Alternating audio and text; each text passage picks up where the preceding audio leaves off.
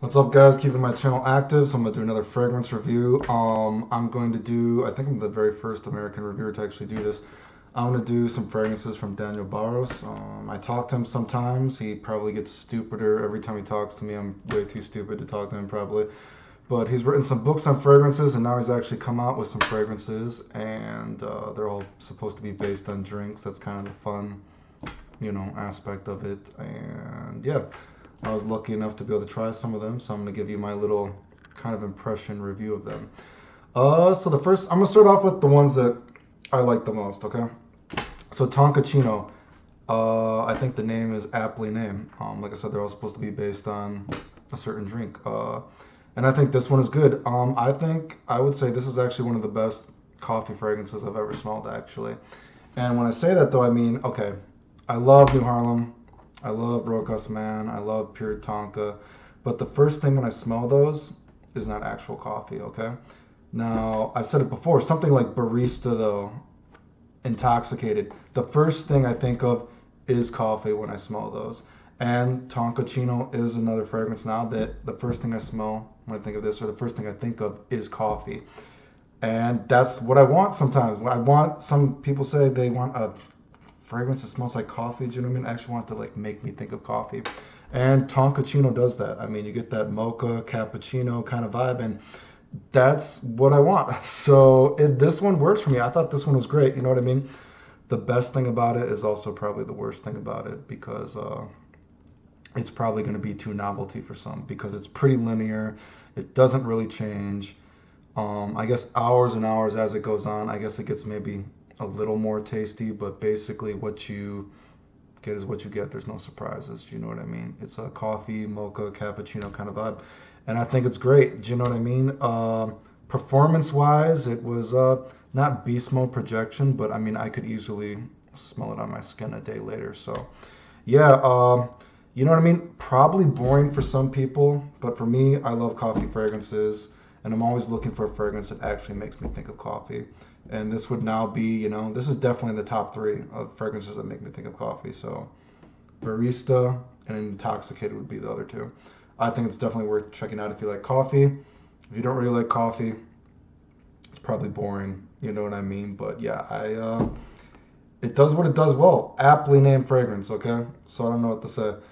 The next one. Okay, I'm gonna do the Tobacognac one. Okay, this one I'm gonna give a kind of polarizing review. Okay, so when I read the notes for this one, I was kind of afraid, because people were saying that the most thing they smelled out of it was stuff like oak and hay from the notes listed. And I don't really like the smell of super heavy oak fragrances or super dry fragrances. I know a lot of the fragrance community love it. They love fucking Dior Homme Intense. You just chalky. I don't want to smell dry and chalky. It doesn't. I don't think it's fucking sexy at all. I think it doesn't do anything for me. I want to put like moisturizer all over myself or something. So I was a little afraid when I, got this, because I thought it was going to be too dry, and yeah. Anyway, so the polarizing review part of this is, though, on paper, not only was this not dry, this is actually extremely syrupy, thick, rich, and fruity, okay? Like, total opposite, okay? I would say on paper, the beginning of it is, and this is what I'm gonna get, this one might be a skin chemistry scent, okay? So it's very rare that this happens, I think, but every now and then you try a fragrance and it performs differently on your skin than it does on paper. But on paper, this one starts off the first few hours, what you might think of the name, Tobacognac. It's very rich, it's very manly, it's like kind of niche smelling, if you could even say that. It's strong, it's powerful, it's manly, it's sexy, Tobacognac, whatever. You know what I mean? I think it's like the name gives you an idea of the vibe you might get. But after a few hours, it gets so syrupy, rich, fruity. Do you know what I mean? It's a lot. And it actually kind of reminds me of something like, and I'm not saying it smells like, an apple pie, apple cinnamon pie, but the vibe it actually made me think of was something like Amber Nargile, or whatever it's called, or something like Naomi Good Sirs. I think it's like Orde Sorrel. I don't know if I'm saying that right. Anyway, I know a lot of people in the fragrance community like stuff like Amber, Narguilé, or whatever it is. That's one of those fragrances that was just like, oh, it's fun to smell. I wore it a few times and I'm like, but I don't want to smell like this.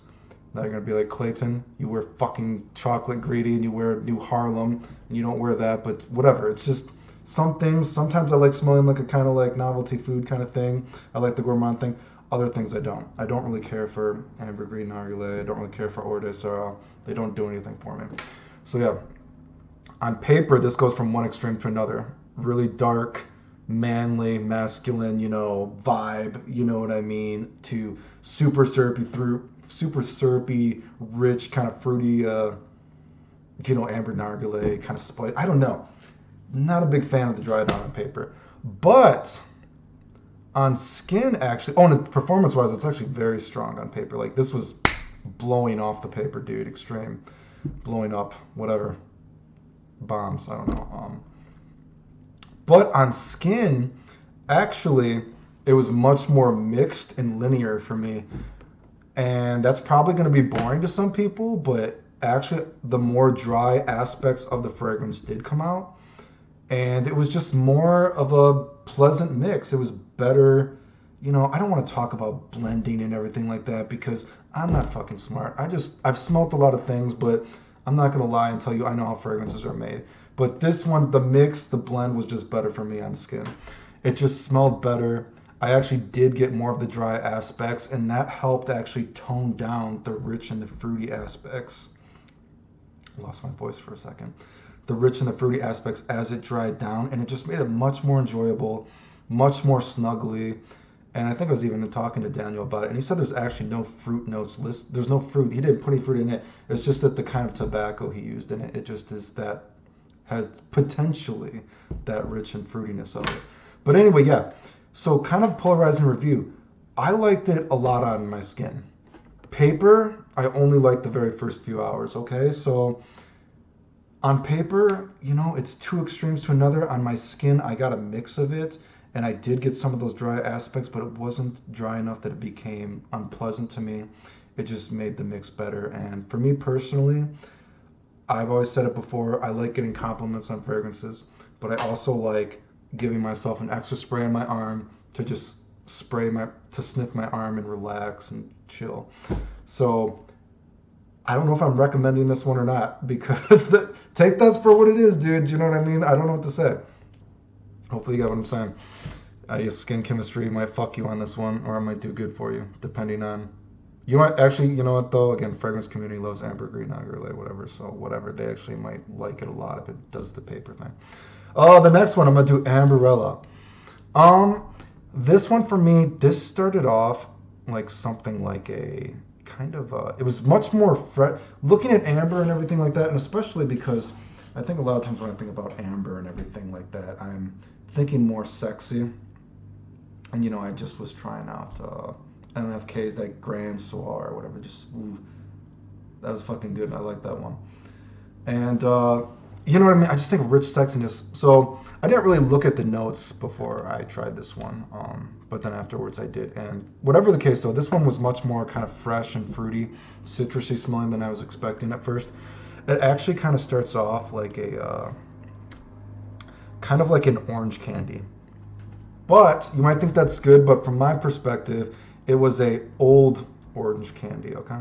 Now, when I'm a kid, first of all, I like cherry stuff, but whatever the case, if I want a cherry, if I want an orange, let's think, when I think of candy, I think of something like a Starburst, okay? This is not a Starburst kind of orange.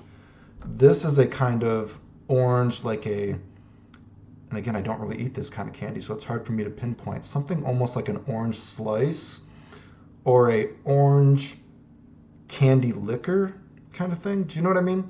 But it's a old people candy. I don't know if you know what I'm trying to say, but I'm not a big fan of the opening. I mean, it's not bad, but it's not me. Do you know what I mean? But anyway, as this dries down, it actually turns into something that it gets more of like, you get more of that kind of amber resinous kind of, the darker, kind of just snuggly, just pleasing things. It's still a little bit fresh, you know what I mean? But the notes, do you know what I mean? They're just more pleasing to me. And I would say the closest thing that most recently came out that, you know, I wear would be actually Armani Code Profumo, actually. That's kind of reminds me of that kind of orange, you know, I don't know.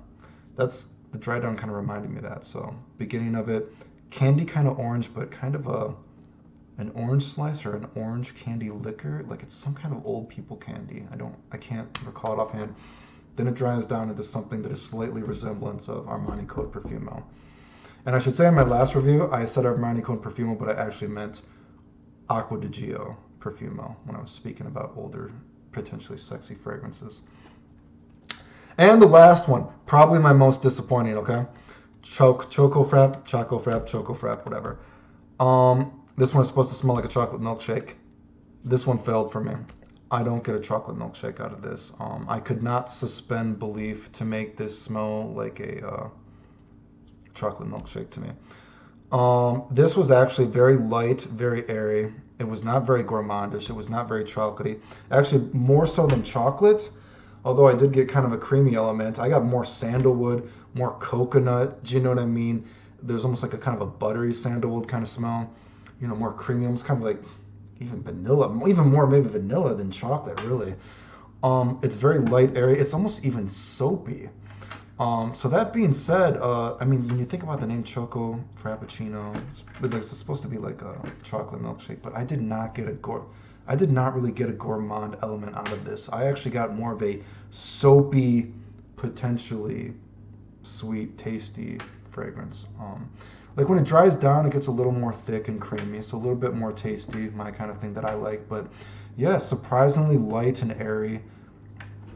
I know I got even more lemon than chocolate, and you know, I talked to him about this, and he was like, the lemon is supposed to kind of give it a cool tinge, and I can see that because it is, you know, it does give it a cool tinge, but it just still, I can't suspend belief to making it a chocolate milkshake for me.